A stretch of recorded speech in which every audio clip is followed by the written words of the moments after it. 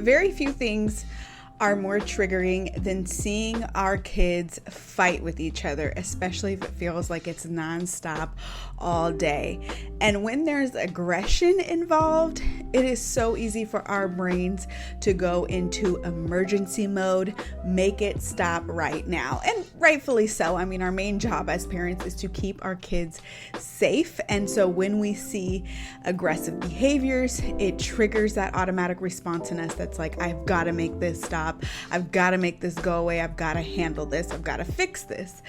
And so in this video, there's so much to say about sibling conflict in general, but in this video, I want to speak specifically to the dynamics where there is an older child, I'm thinking toddler age, preschool age, and they are being aggressive towards their younger sibling. I'm thinking infant, maybe a young toddler.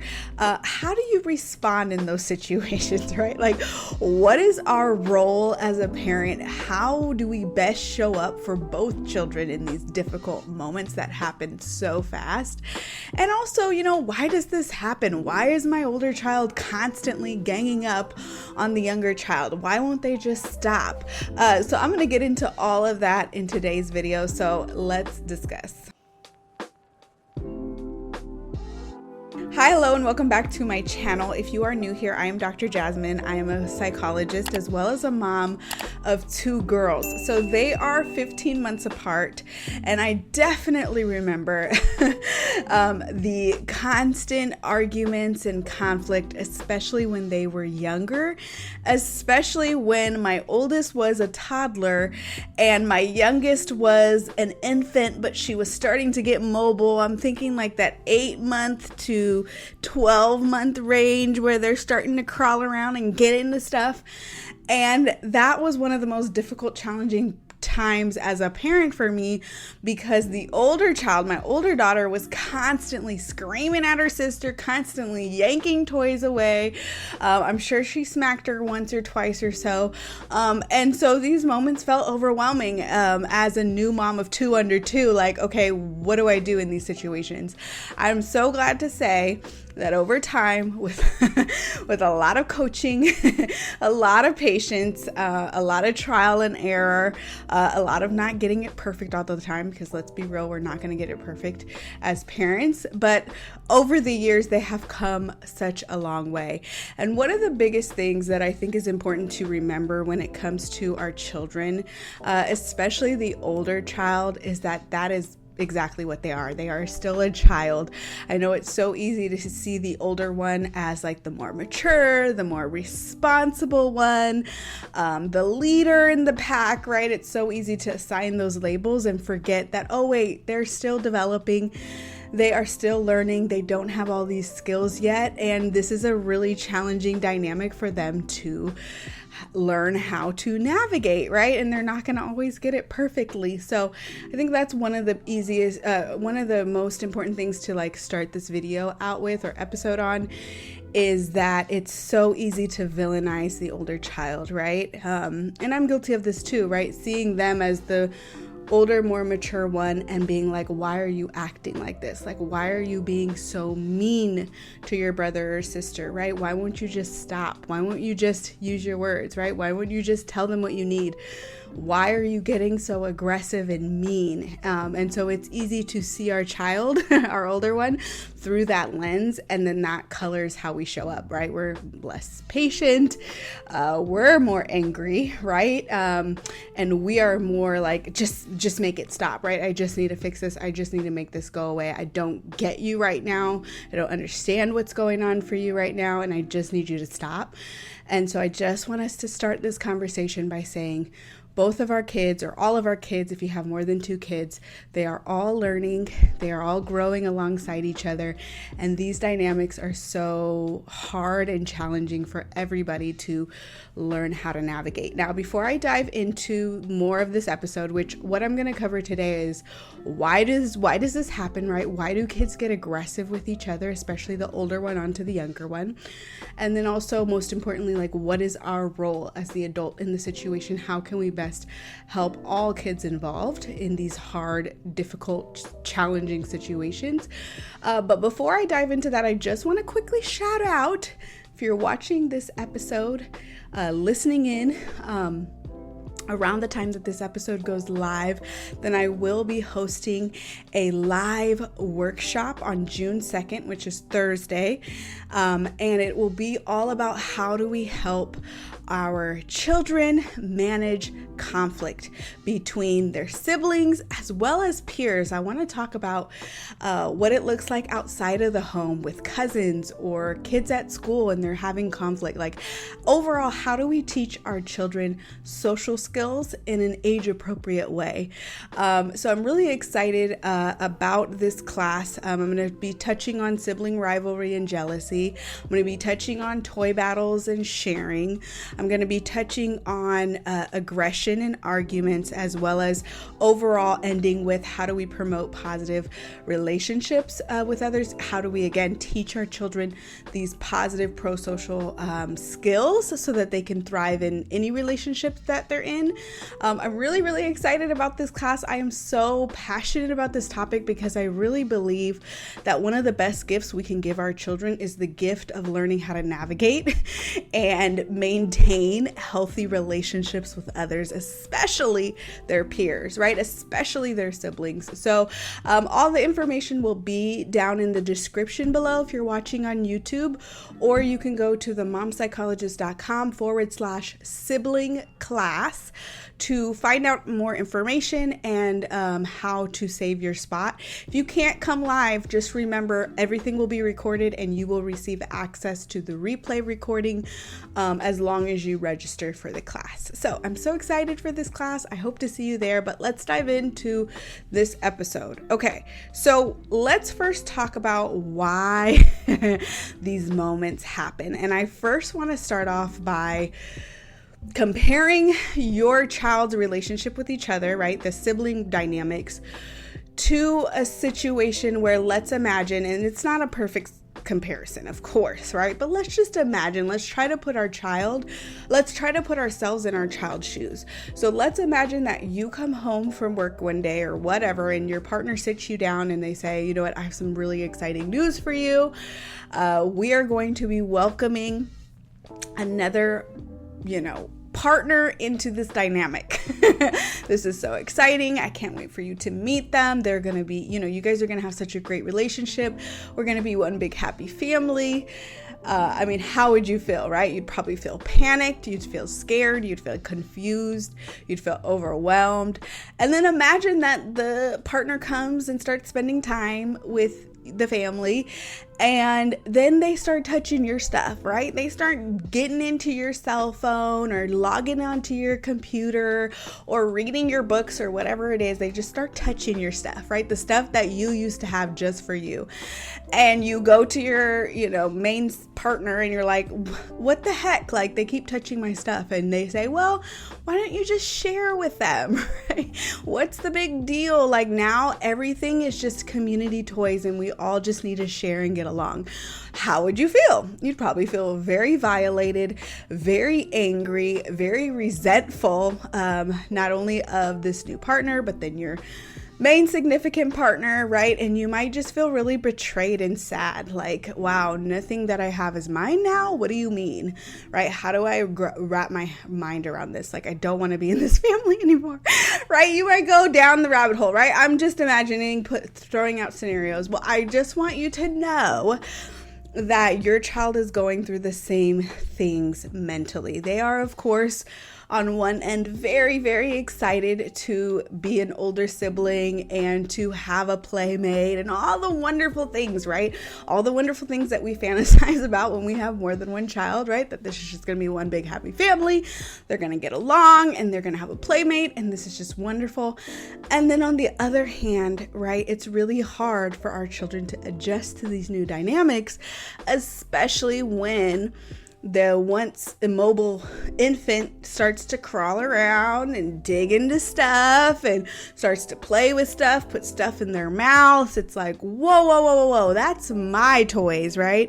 It's very easy for young kids and kids in general to get territorial because I want you to equate their toys to your phone or your laptop or whatever, right? Like, it's the same in their eyes, right? That's my stuff. I'm used to only me playing with it, right? Don't touch that. Especially don't put that in your mouth. Ew, gross, right? Like, how dare you? I need this to stop. I need to take this away from you.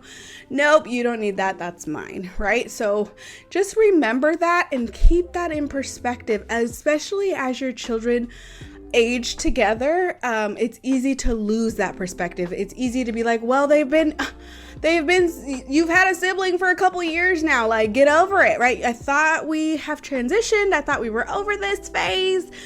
It's gonna come up. Okay, it's gonna come up throughout the years. Sibling rivalry, or that kind of competitiveness, if you will, is actually normal, especially from a survival perspective, right? They're kind of having to share attention, share resources. And so that competitiveness is normal. Of course, caveat to all of that, there are things that we as parents can do and say to help promote a healthy sibling dynamic, to help them communicate with each other. Absolutely.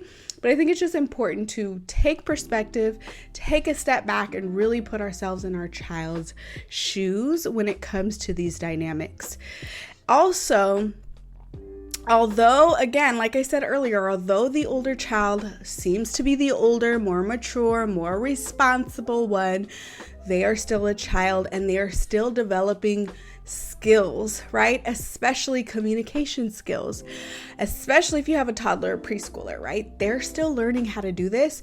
And it is so hard to do these things in the moment when we are experiencing intense emotions. Again, put yourself in their shoes. When you are really angry and upset over something, isn't it really hard to quote unquote use your words and communicate effectively with other people, right? Like your language part of your brain literally shuts down in these moments. So it is so easy for kids to use their behavior, right? To use their body as a way to communicate, because they are literally panicked and they are flooded with emotions. And so that's another reason why we commonly see aggressive behavior towards siblings. Also, furthermore, kids are also incredibly impulsive. The rational part of their brains, the frontal lobe, that's involved with executive functioning and planning and reasoning and rationality, right? And thinking before you act, aka impulse control, is not fully developed. It doesn't develop until their mid-20s. And so for the little ones, impulse control is harder. So this is a skill, again, it's like a muscle that we have to work out over and over and over again. So that's another reason why. All right, now let's dive into, okay, what is your role? As the adult in the situation, what is your role? Where do you best come in? How can you help all children, but specifically in these dynamics? You're more so going to be focused on the older child, right? The younger child. I'm thinking infant, early toddler. They don't know what's going on a lot of the times, right? They're like, well, okay, right? So there's so many, and I want to caveat this by saying that all of these situations are nuanced, right? All of these situations have obviously context that I can't really speak to. It's kind of limited in this type of content, right? Because I don't know your specific situations that commonly happen, and context is so important. So I'm just going to speak kind of in generalities, like generally these are the things that you want to kind of consider and try to do. But of course, this is nuanced, which is why I really recommend, if you can, come to the class, because we're going to be talking about this in more depth, and then you get to ask questions and I get to help you based on your particular scenario. So just keep that in mind. But your number one thing, and I know this is a lot easier said than done, but stay calm, okay?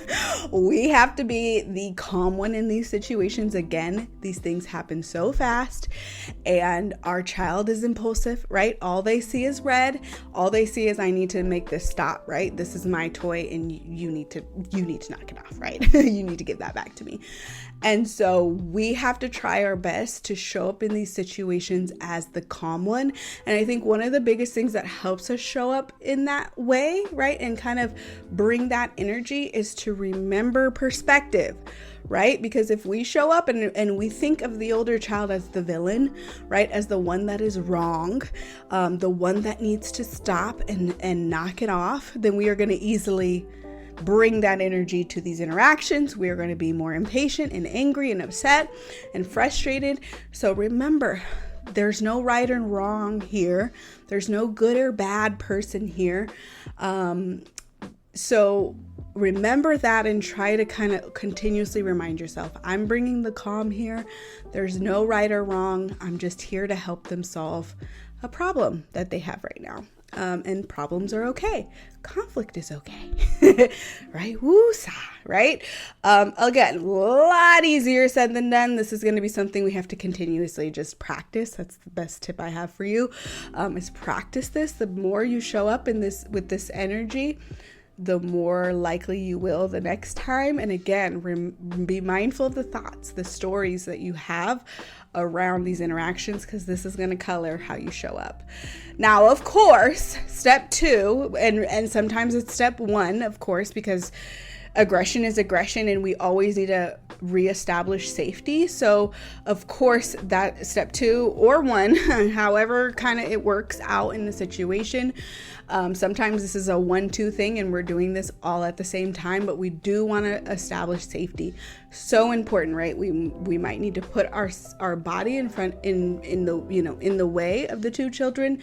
We might need to, gently remove a hand from another body part, whatever we need to do to step in between the moment and reestablish safety so that no one is getting harmed, right? No body is getting harmed. So you oftentimes don't need to say much in these situations. It's more about what you do and the energy that you bring, but you can say like, I'm going to help you. That's one of my favorite phrases to say as a parent is, I'm going to help you. And it just reminds me, I'm here to help. I'm the calm one. I'm the adult. We got this. I'm going to help. You know what I mean? Like, I'm the calm, confident leader. So I'll just often just say, I'm going to help you, right? Our body. And then you can add, our bodies are not for hurting. If you feel like it's appropriate and necessary in that context. But of course, we want to reestablish safety. A little caveat there, or a little like side note, is that commonly what I hear is like parents will bring the one that was aggressive to another room, or they'll bring the one that was hurt, will bring them to another room. I really don't advise that, because there's a lot that can happen in this moment, and we will miss that if we too quickly separate them. I understand in some situations it's escalated and it does make more sense. And I'm thinking, especially in public, that's where it does make sense, where you want to kind of bring the children or the one that is highly triggered and emotional, you want to bring them to a quiet area so that you can help them regulate and that you can give them privacy for this difficult moment, and you can talk with them and help calm them down. But I'm thinking if you're at home, that would really be the last resort, because you don't want to send the message again. Like, isolating the kids can easily send a message of like, you're the wrong one and you need to go away, or you're the right one and I need to protect you and I need to move you away from this situation. And sometimes that can send, it can backfire. So we just want to be mindful of that. Of course, if it makes sense in the moment, use your judgment call. But I really would say use that as a last resort. If they like really cannot stop hurting each other, then of course that would make sense. Or again, if they're in public. So 2, reestablish safety. 3 is observe what you see and narrate. This is really important for our own regulation, but also to gather some facts and to just show everybody involved, especially the older one, that you're trying to understand what's going on. You're trying to slow everybody down and just narrate what you see. Oh, I see. From what I saw, baby had the toy. You guys both wanted that toy at the same time. And I saw you use your body, use your hands, to grab the toy away, or baby wouldn't give away the toy, so you push them down, whatever it is, right? Just narrate without judgment, okay, which is the most important part. And I know it's tempting to, add a little flavor, add a little commentary, add a little, a little opinion about what you saw, but it's really important to keep this objective, okay? Again, there's no right or wrong. There's no good or bad child. It just is what it is, right? We all got overwhelmed with emotions, and this is how it played out. I am going to slow you down so you can recognize what happened and what led up to things. This is really actually a powerful teaching moment for your child, because now it slows them down. It helps them make sense of the situation.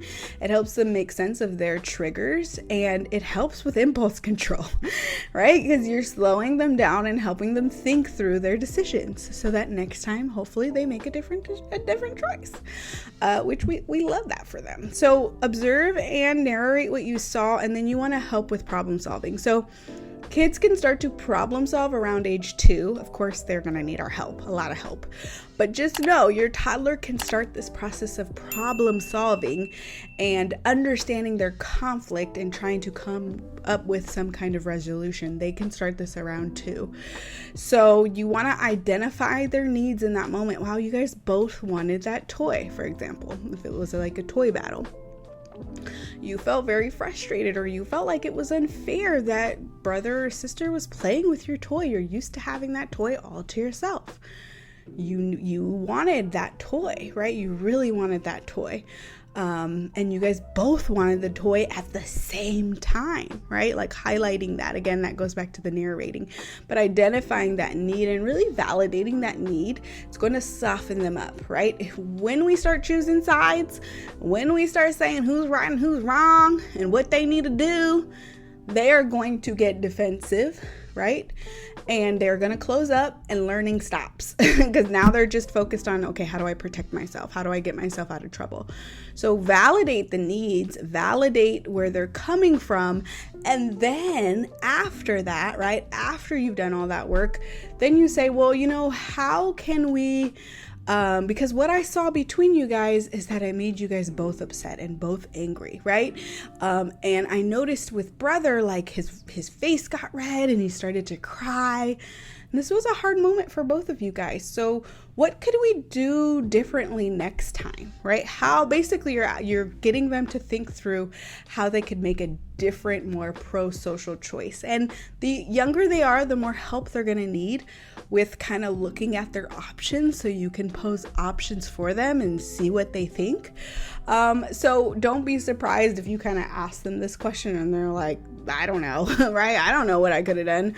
Or they just need to give that back to me. Like, don't worry, learning is happening, and that just means that's your sign that they need ideas, right? They don't know. And that's hence why they made the choice that they made.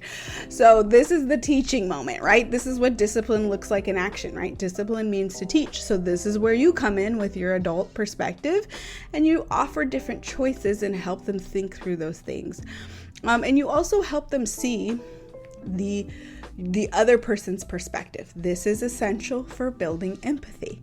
So you're just helping them in a non-judgmental way, just see how everybody was experiencing this moment and how their actions influenced somebody else. Okay, again, nobody's in trouble. This is not punitive. It's just, hey, did you think about how brother thought about it? Or, I think this is where he was coming from. I don't know for sure, right? Because it's a baby. But you just want to kind of plant those seeds there. And then a lot of the times, especially if the younger child is an infant, an early toddler, they're going to need your help, the adult's help, to honor and respect the other older child's needs. And that's really important. And sometimes that gets overlooked, right? Because they don't know really what's going on yet. It's not really developmentally appropriate. And so you can have the older child practice communicating with the younger child, and then you just help with your actions, setting some boundaries or whatever you need to do to maybe putting them in different areas, putting toys up top on the table so that the younger one can't get to it. Whatever makes sense in that context, you want to help the younger one kind of respect the older ones' boundaries, if you will. And this is just great practice because over time they'll learn how to do it for themselves, and your role will be less involved over time, ideally. So again, there's so many nuances to this, but I hope that some of these tips helped you kind of give you some ideas of how to best show up in these hard moments where there's aggression involved and things are happening so fast. And again, check out my upcoming class where we're going to dive way more in depth into these dynamics, including sibling rivalry and toy battles and conflict, including with peers as well, and how to have healthy relationships with others, essentially.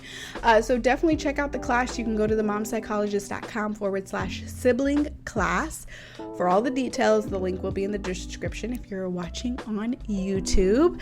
And I think that's it for this video. I hope you enjoyed it. Let me know in the comments if you have any other questions related to sibling conflicts. I do hope to do more of these kinds of videos if it's helpful for you guys. So yeah, that is it. I will see you in the next video. Bye.